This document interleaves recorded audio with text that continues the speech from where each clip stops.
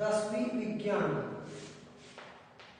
बेटा आप लोगों को अम्ल और क्षार में केवल 2 प्रश्न और करने हैं। मैं पहले ही बताया था, आप चाहो तो और लिख लीजिए, उसका जवाब मैं बता देता हूं। एक प्रश्न है, अम्ल वर्षा किसे कहते हैं? अम्ल वर्षा किसे कहते हैं?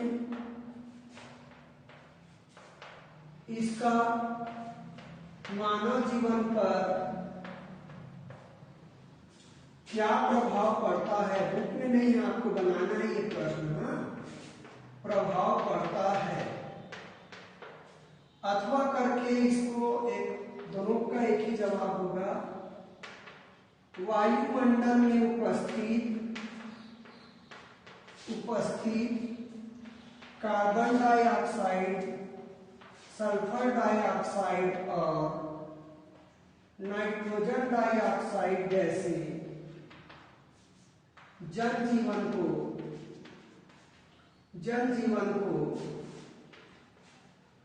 किस प्रकार प्रभावित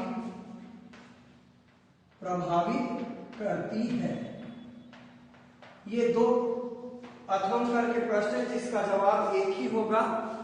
ये आप लोगों को प्रश्न करने हैं कॉपी में, और इसका उत्तर बेटा पेज नंबर 26 पे है आपके बुक में। जितना दिया है सब आ जाएगा। मैं एक बार और समझा देता हूं। वातावरण में प्रदूषण के कारण, कारखाने के धुआं के कारण, मोटर गाड़ियों के धुआं के कारण, जंगल में आग लगने के कारण, ईंधन जलाने के कारण, जो भी है, वातावरण प्रदूषित हो जाते हैं। वातावरण में carbon dioxide, sulphur dioxide, nitrogen dioxide आदि गैसें की मात्रा बढ़ जाती है। जब बारिश होती है तो वर्षा की बूंदों से ये गैसें क्रिया कर लेती हैं। वर्षा की बूंदों से ये गैसें क्रिया कर लेती हैं और अम्ल बनाती हैं। यदि वर्षा के जल का पीएच मान 5.6 से कम हो जाए तो ऐसे अम्ल युक्त वर्षा को अपन अम्ल वर्षा कहेंगे। ठीक है, कैसे कैसे होगा आपका? H2O CO2 से क्रिया करेगा पहला सूत्र और बनाएगा H2CO3। जानते हैं ये कार्बनिक अम्ल है, पहले भी दिखा चुका हूं, हिंदी नाम भी ध्यान देना।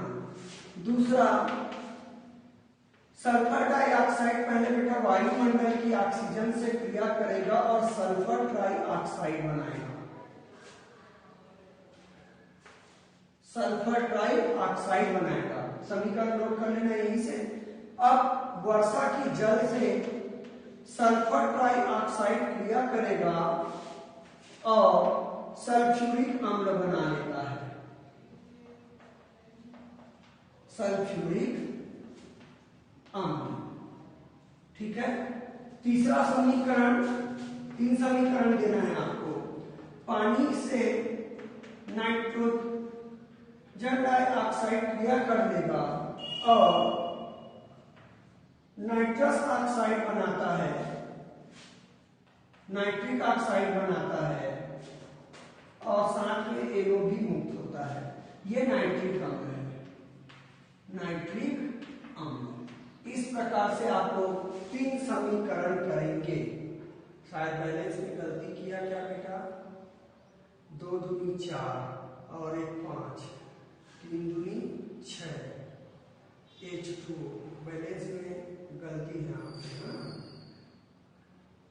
आप लोगों को बैलेंस करने पड़ेंगे। बैलेंस में गलती है बेटा। ऑक्सीजन इधर जाता है, इसको 3 करेंगे। 3 बार है ना बेटा, 2 और 1 3, तो 3 दूनी 6 1 7 ऑक्सीजन, 3 दूनी 6 1 7 ऑक्सीजन, 2 और 1 3 नाइट्रोजन बैलेंस है। ठीक है, तो ये हो गया। मैं रिपीट बोल रहा हूं, वायुमंडल में जो प्रदूषण का उत्पन्न करने वाली गैसें हैं, गैसों का नाम है आपके प्रश्न में CO2, SO2, NO2 आदि वर्षा की जल से क्रिया करते हैं और अम्ल बनाते हैं। यदि वर्षा के जल का पीएच मान 5.6 से कम हो जाए तो इस प्रकार के वर्षा को अपन क्या कहते हैं? अम्ल वर्षा कहते हैं। यह अभिक्रिया देती है। अम्ल वर्षा के कारण जीव जंतु, वनस्पति और इमारतें को बहुत नुकसान पहुंचता है, बहुत ज्यादा नुकसान पहुंचता है। अम्ल वर्षा के कारण ही आपका ताजमहल जो सफेद रंग का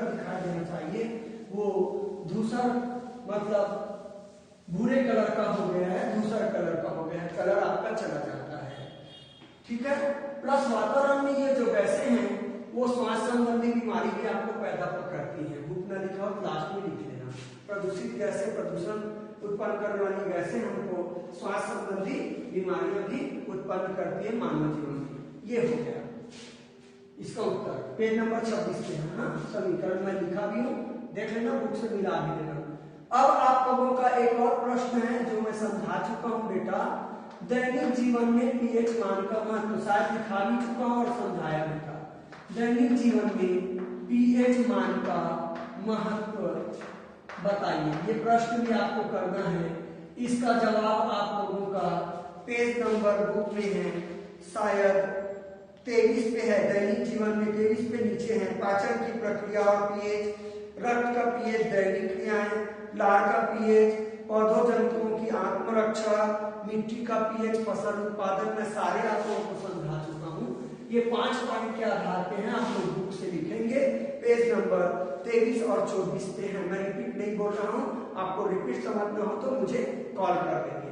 आज मैं नया चैप्टर चालू करूंगा बेटा, चैप्टर नंबर 3, ऊष्मा और ताप। नया चैप्टर चालू कर रहा हूँ, ऊष्मा और ताप। चैप्टर नंबर 3 है आपके बुक में। छोटा चैप्टर है, मुझे लगता है कि 4-5 पीरियड में समाप्त हो जाएगा, यानी कि 22-23 तारीख तक आपके समाप्त हो जाएंगे। और बहुत ही इजी प्रश्न है, अम्ल और क्षार से भी इजी चैप्टर है। आप लोगों को कुछ डिफिनेशन बस क्लियर करने पड़ेंगे, जैसे ताप की परिभाषा क्या है, ऊष्मा की परिभाषा क्या है, ऊष्माधारिता क्या है, ठीक है, गुप्त ऊष्मा क्या है, विशिष्ट ऊष्मा क्या है। ये छोटी छोटी डिफिनेशन है जिसको आप लोगों को बहुत क्लियर, मैं बारी बारी बताऊंगा। सिमिलरिटी है इसलिए डिफिनेशन में आप लोग कंफ्यूजन कर जाते हो। तो सबसे पहले मैं ताप की बात बताऊं तो ताप की परिभाषा होगी किसी वस्तु की गर्माहट या ठंडकता का मापन करना ताप कहलाता है। किसी वस्तु की गर्माहट, गर्म है कि ठंडा है, तापमान से तो पता चलता है आपका गर्म ठंडा। जिसका तापमान ज्यादा है वो गर्म होता है, जिसका तापमान कम है वो ठंडा होता है। ठीक है, और ये ज्यादा कम कैसे? हमारे शरीर की तुलना में हम छुए किसी वस्तु को तो हमारे शरीर का भी टेम्परेचर रहता है। यदि हमारे शरीर की तुलना में किसी वस्तु का ताप ज्यादा है तो हमको गर्माहट का एहसास होता है, और हमारे शरीर के ताप की तुलना में किसी वस्तु का ताप कम है तो हमको ठंडकता की तुलना का एहसास होता है। तो ताप की सिंपल सी डिफिनेशन है किसी वस्तु की गर्माहट या ठंडकता का पता करना, मापन करना, ये क्या है? आपका ताप है। ठीक है, ताप और ऊष्मा में बहुत बारीक सा अंतर है जिसको आप लोग क्लियर नहीं कर पाते। मैं यहाँ क्लियर कर रहा हूँ आप लोगों को। ठीक है, ताप क्या है? किसी वस्तु की गर्माहट या ठंडकता, ये आपका ताप है, उसको मापोगे तो। ऊष्मा क्या है? ऊर्जा की वह मात्रा, ऊष्मा ऊर्जा ही है एक प्रकार का। हाँ, ऊर्जा की वह मात्रा जिससे किसी वस्तु की गर्माहट या ठंडकता का पता चलता है, अपन क्या कहते हैं? ऊष्मा कहते हैं। किसी वस्तु में उपस्थित ऊष्मा की वह मात्रा जिसके कारण कोई वस्तु गर्म या ठंडा रहता है, वो आपका क्या कहलाता है? ऊष्मा कहलाता है, ऊर्जा की मात्रा। और गर्म और ठंडकता को मापना ताप है, और जिस ऊर्जा के कारण गर्म या ठंडा होता है वो ऊर्जा क्या है? ऊष्मा है। क्लियर है? तो ये आप लोगों का है। तो आप लोगों का पहला क्वेश्चन ये होगा, ताप क्या है? ताप क्या है? बुक में दिया है कि नहीं पता, लेकिन आपको लिखना है। ताप क्या है? इसके मात्रक लिखिए। मात्रक मतलब किसमें मापते हैं? ताप में। मापना मात्रक कहलाता है। जैसे लंबाई को मीटर में मापते हो तो मीटर लंबाई का मात्रक हो गया। शायद आप लोग डॉक्टर आप लोगों के शरीर का तापमान मापता है, बुखार वगैरह आता है, फारेनहाइट में नापता है, F सेंटीग्रेड भी जानते हो, 25 सेल्सियस ताप है ऐसे। तो ये सेल्सियस फारेनहाइट ताप के क्या है? मात्रक है। तो बेटा प्रश्न लिखेंगे ताप क्या है, इसके मात्रक लिखिए। तो ताप की मैं परिभाषा लिख रहा हूं, किसी वस्तु की गर्माहट या ठंडकता का मापन, गर्माहट या ठंडकता का मापन ताप कहलाता है।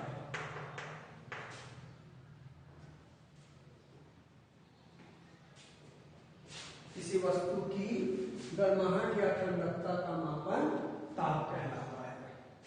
ठीक है ना? ताप के मात्रक अंश सेल्सियस, अंश सेल्सियस, इसको कोष्टक में लिख लो, ऐसे संकेत देते हैं। फ़ारेनहाइट, ऐसे संकेत देते हैं, अंश फ़ारेनहाइट भी बोल सकते हो, और केल्विन, इसका संकेत के है, कैपिटल है बेटा तीनों। एक और होता है रोमन, लेकिन आपके बुक में उसका जिक्र नहीं किए हैं, इसलिए मैं नहीं करता। अब इन तीनों में संबंध लिखा हूं बेटा, 1/32/9 बराबर C/5 बराबर K-273/5। एक मात्रक को लिख देता हूं, ताप के एक मात्रक को दूसरे में बदलने के लिए, दूसरे में बदलने के लिए निम्न सूत्र का प्रयोग करते हैं। ये भी लिखो बेटा साथ में, ताप एक मात्रक को दूसरे में बदलने के लिए निम्न सूत्र का प्रयोग करते हैं। कैसे? मान लीजिए कि बोलेगा फ़ारेनहाइट को सेल्सियस में बदलो, तो इन दोनों को यूज करके मैं बदल दूंगा। सेल्सियस को केल्विन में बदलो, इन दोनों का यूज करके मैं बदल दूंगा। फ़ारेनहाइट को केल्विन में बदलो, इन दोनों का यूज करके मैं बदल दूंगा कि बदलेंगे। बहुत सिंपल क्वेश्चन है, सवाल आते हैं आप लोगों को करने पड़ेंगे। तो ताप मैंने क्लियर बता दिया, किसी वस्तु की गर्माहट या ठंडकता का मापन करते हैं तो वो ताप कहलाता है। ठीक है? ताप के 3 मात्रक आपके बुक में दिए हैं, सेल्सियस, फ़ारेनहाइट और केल्विन। एक दूसरे में चेंज करने के लिए मैं सूत्र भी कर लिया, ये सूत्र याद कर लेना, आप लोगों के सवाल बनेंगे। ठीक है? तो ये मैं बता देता हूं, आप लोग वीडियो को रिपीट करके नोट करते हैं। अब हम बात करेंगे बेटा, कुछ सवाल की बात करेंगे। आपके बुक में पेज नंबर 32-33 पे सवाल है, उसको हल कर रहा हूं, मैं लिख भी रहा हूं। प्रश्न है, उदाहरण में है बेटा, अगला प्रश्न करेंगे। डॉक्टर द्वारा हमारा सामान्यता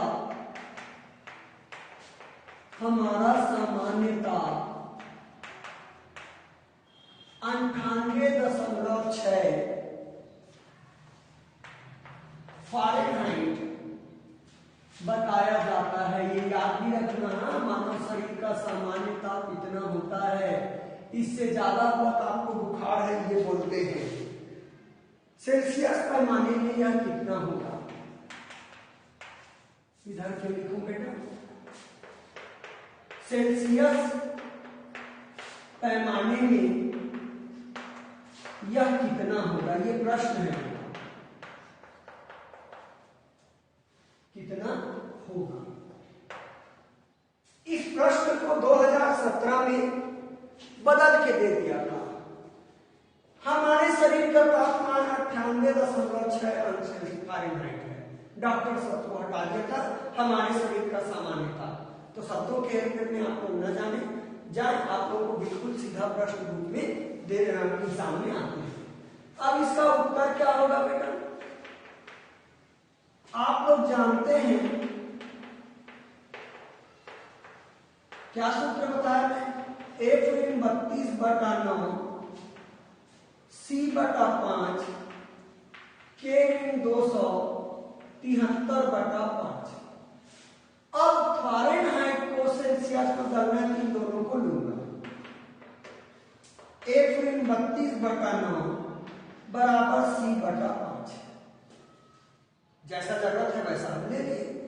एफ का मान दिया बेटा 98.6, रख देता हूं मैं 98.6, मिटा देता हूं ऊपर, फारेनहाइट दिया मान, तो एफ की जगह रख देता हूं 98.6 32/9 बराबर 5/c, उल्टा लिख डाला है, c/5। घटा दे बेटा 98.6 में 32, कुछ को घटाना नहीं आता, मैं घटा देता हूं 32 को 32.0 लिखना बेटा, तब घटेगा। 6 8 में 2 गया 6, 9 में 3 गया 6, तो ये आ गया 66.6/9 c/5। चलिए क्रिया गुणा कर देते हैं, 9c बराबर हो जाएगा 66.6 गुणा 5, 9c बराबर हो गया 6 5 36 का 88 लाए 3, 5 6 का 30 और 3 33 का 3 हासिल लाए 3, 5 6 का 30 और 3 33, 333.0 आया, मतलब 333। तो 9c बराबर आया बेटा 333, तो c बराबर आया 333/9, जाएगा क्या भाग 9 से, देखता 9 9 1 9 9 9 18 9 3 27, 9 3 27, 6 बचा, 9 7 37 आया। क्लियर है आपका? तो अब उत्तर लिख लीजिए, यहां लिखना आराम से। अतः 98.6 अंश फारेनहाइट बराबर होता है 37 अंश सेल्सियस। ये रहा आपका उत्तर, फारेनहाइट को सेल्सियस में बदलना। बहुत आसान सवाल है, एक मात्रक को दूसरे में अपन को बदलना पड़ेगा। मैंने सूत्र बता दिए तीनों में संबंध का, वो याद रखें, उसको लिखें और आराम से ऐसा कैलकुलेशन कर सकते हैं। क्लियर है आप लोगों का? अब मैं ये मिटा देता हूं।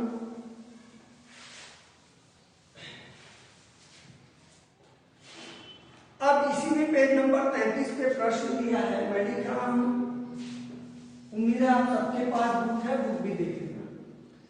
यदि कमरे का तापमान, यदि किसी कमरे का तापमान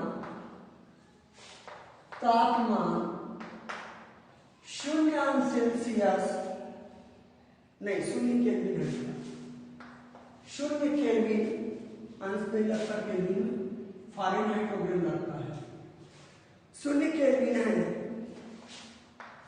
तो सेल्सियस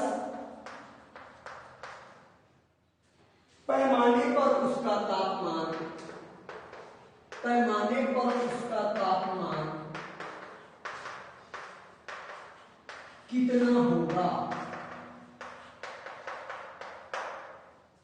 फिर आप उत्तर में आएंगे और हम जानते हैं करके रटा का है सूत्र लिखेंगे। हम जानते हैं कि क्या बताया मैंने सूत्र, 1-32/9 c/5 k-273/5। तो देखो बेटा केल्विन लिया है, सेल्सियस में बदलना है, तो ये दोनों मैं दूंगा, तो इसलिए c/5 बराबर k-273/5, बटा का 5 कट जाएगा दोनों, तो c बराबर हो जाएगा k-273, 273 के का मान रख दो बेटा, c बराबर 0-273, तो c बराबर आ गया 273। अब उत्तर लिख लीजिए। अतः 0 केल्विन बराबर हुआ बेटा कितना, 273 अंश सेल्सियस। इस प्रकार से हम केल्विन को किसमें बदल दिए, सेल्सियस में बदल दिए। वही तरीका था आपका, ठीक है। उत्तर लास्ट में जरूर लिखना है, मेरे ख्याल से आसान लग रहे होंगे आपको सवाल। एक और सवाल करते हैं जो आपके बुक में नहीं है, मैं अपने मर्जी से दिखा रहा हूं, ठीक है। तो आप लोग प्रश्न लिखेंगे, किस ताप पर, हो सकता है बुक में हो, मैं देखा नहीं, किस ताप पर सेल्सियस और फारेनहाइट पैमाना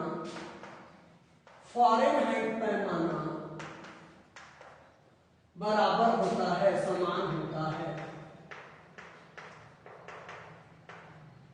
यानी कि उस ताप को बताना है जिसमें सेल्सियस और फ़ारेनहाइट बराबर होते हैं। आ जाते हैं उत्तर। मान लेते हैं बेटा, माना C बराबर F बराबर X, बराबर मान लेते, बराबर होता है बोल रहा है, तो C और F को बराबर मान लेता हूं। अब आ जाते हैं सूत्र। हम जानते हैं कि F ऋण 32/9 बराबर C बटा 5, नहीं घुमाएंगे क्योंकि F और C बच चाहिए, लिख लो एक जैसे रहेगा, K ऋण 273/5। इसलिए F ऋण 32/9 बराबर C बटा 5। F की जगह x रखूंगा और C की जगह भी x रखूंगा, क्योंकि बराबर बोला है, मैं x मान लिया। तो यह गुणा कर देते हैं, 9 का गुणा x से होगा 9x, 5 का गुणा होगा x ऋण 32 से, तो 9x बराबर 9 का गुणा x से बेटा, हाँ 5x ऋण 5 की 10 का 86 लाए, 5 किया 15 और 1 16, तो आ जाओ 9x ऋण 5x बराबर ऋण 160, और छंतर कर दिया x को एक तरफ, 5x इधर आके ऋण हो जाएगा, तो 4x बराबर हुआ ऋण 160, तो x बराबर हुआ ऋण 160/4, तो x बराबर मुझे लगता है करके ऋण 40 आएगा, 4 4 16, 4 0 0, ऋण 40 आया। क्लियर है आप लोगों का सवाल? अब उत्तर लिख लेंगे बेटा, मतलब ऋण 40 सेल्सियस और ऋण 40 फ़ारेनहाइट आपस में बराबर होंगे, तो मैं उत्तर लिख लेता हूं। अतः -40 डिग्री है बराबर होंगे -40 फ़ारेनहाइट, ये दोनों बराबर होते हैं। ऋण 40 सेल्सियस और ऋण 40 फ़ारेनहाइट आपस में बराबर होते हैं, हमने कैलकुलेट कर दिया। ठीक है, तो इस प्रकार से आप लोगों के सिंपल सवाल होंगे। आप लोगों को सवाल करना है आपके बुक में, पेज नंबर, मैं लिख देता हूं प्रश्न को, ये सवाल आप लोगों को करने हैं। तो आपके बुक में पेज नंबर 45 में प्रश्न है, निम्न तापमानों को अन्य पैमाने में परिवर्तित कीजिए। मैं लिख देता हूं प्रश्न, ये आपका होमवर्क है बेटा, जैसे सवाल मैं बनाया हूं वैसे ही आप लोग बनाएंगे। ठीक है, तो अगला प्रश्न है, निम्न तापमानों को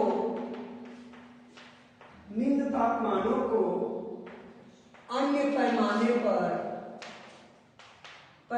में परिवर्तित करें। आपके बुक में पेज नंबर 40 पे दिया है, 45 पे दिया है ये प्रश्न, छठवां नीचे सबसे पहला, 14 अंश फ़ारेनहाइट को सेल्सियस में, दूसरा 100 अंश सेल्सियस को फ़ारेनहाइट में,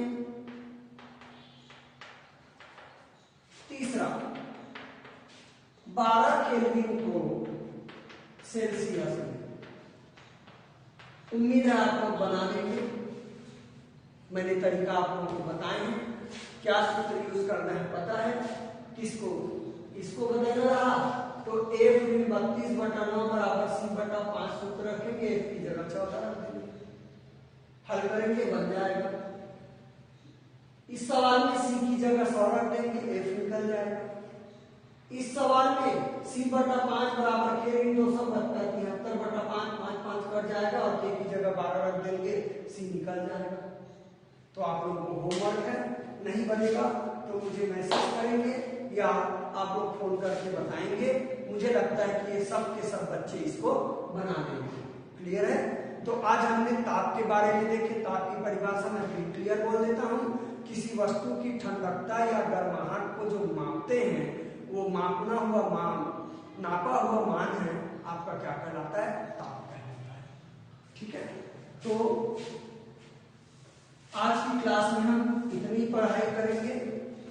शेष क्लास में हम ऊष्मा के बारे में आप लोगों से